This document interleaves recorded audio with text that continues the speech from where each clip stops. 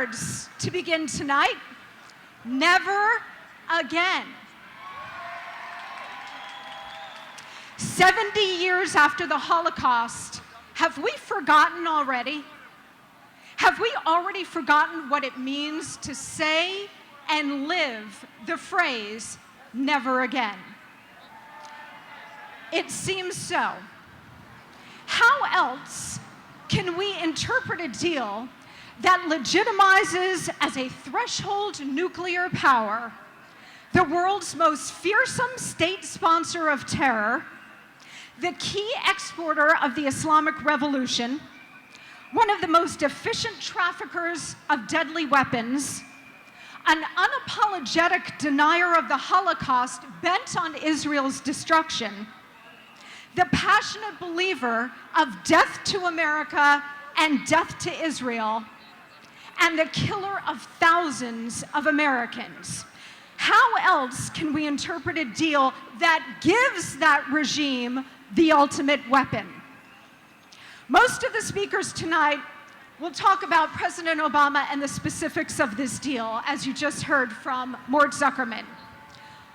Of the countless dangerous and destructive things this president has done, this deal is literally the worst of all.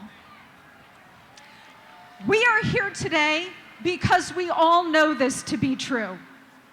And we all know that we must fight this deal with every bone in our bodies. Because this is a potential death sentence for the West and for Israel. And it's this death sentence that our own president, sadly, has inflicted upon us.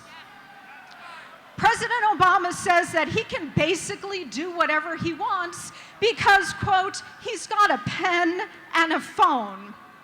Well, guess what, Mr. President? We've got pens and phones too. And with our pens and phones, we're going to put them to work to defeat this deal. I want to single out one particular person, those of you in New York who will be familiar with, Senator Chuck Schumer. I'm looking at you. Senator Schumer, we all know here that you would walk over your grandmother to be the Senate Democratic leader. Well, Senator, here is your chance to actually lead. We know that President Obama, Senator Schumer, may allow you to vote against this deal as long as he knows he has enough other votes to approve it. How cynical of this president, and how cowardly of you, Senator Schumer. Senator, this is your chance to earn the leadership that you so desperately desire. It's time for Senator Schumer to step up.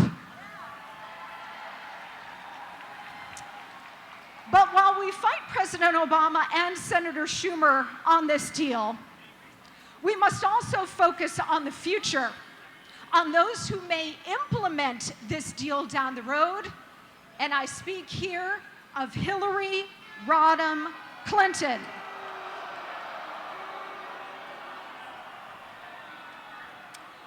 Mrs.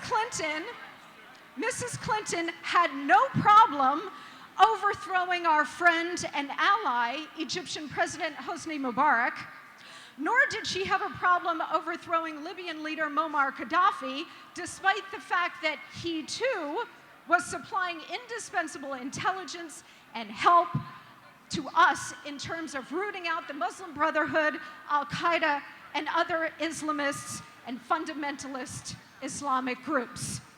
She also had no problem co-sponsoring UN Human Rights Council